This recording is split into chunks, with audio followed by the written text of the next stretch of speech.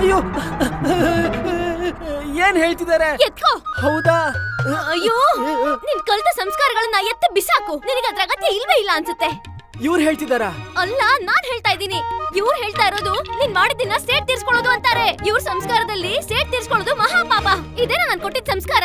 ನಿಂದ ಅಲ್ಲ, ಇವ್ರು ಹೇಳ್ತಾ ಇದಾರೆ ನಿನ್ ಜೀವ ಉಳಿಸ್ಕೊಳ್ಳೋಕೆ ಒಬ್ಬ ನಿರಪರಾಧಿಗೆ ಗಲ್ ಶಿಕ್ಷೆ ಕೊಡಿಸ್ತೀಯಾ?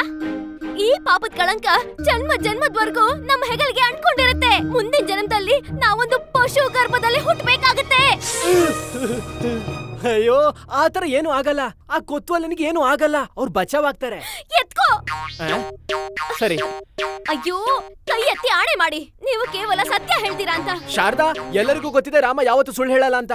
ಮತ್ ನೀನು ಕೋತ್ವಾಲ್ರನ್ನ ಹೇಗ್ ಕಾಪಾಡ್ತೀಯಾ? ನಾನಲ್ಲ, ನಿಜವಾದ ಕಳ್ಳನೇ ಬಂದು ಅವ್ನ್ ಕಾಪಾಡ್ತಾನೆ. ಮತ್ ನೀನ್ ಕಳ್ಳನ್ ಹೇಗ್ ಹಿಡಿತೀಯಾ? ಅಯ್ಯೋ, ಅವನನ್ನ ಹುಡುಕೋ ಅವಶ್ಯಕತೆ ಏನಿದೆ? ಅವನೇ ಸ್ವಯಂ ನಮ್ಮ ಮುಂದೆ ಬರ್ತಾನಲ್ವಾ? ಆ ಕಳ್ಳ ಮಲ್ಲದೇವನ್ ಸ್ವಾಭಿಮಾನಕ್ಕೆ ನಾನು ಎಷ್ಟು ಧಕ್ಕೆ ತಂದಿದ್ದೀನಿ ಅಂದ್ರೆ ಇದ್ರಿಂದ ಅವನು ಖಂಡಿತ ನಮ್ಮ ಮುಂದೆ ಬರ್ಲೇಬೇಕು. ಆ ದುರಹಂಕಾರಿ ಕಳ್ಳ ತನಗಾದ ಅವಮಾನನ ಸಹಿಸ್ಕೊಂಡು ಹೇಗ್ ಸುಮ್ನೆ ಇರ್ತಾನೆ? ಖಂಡಿತ ಬರ್ತಾನೆ ಶಾರದಾ, ಖಂಡಿತ ಬರ್ತಾನೆ.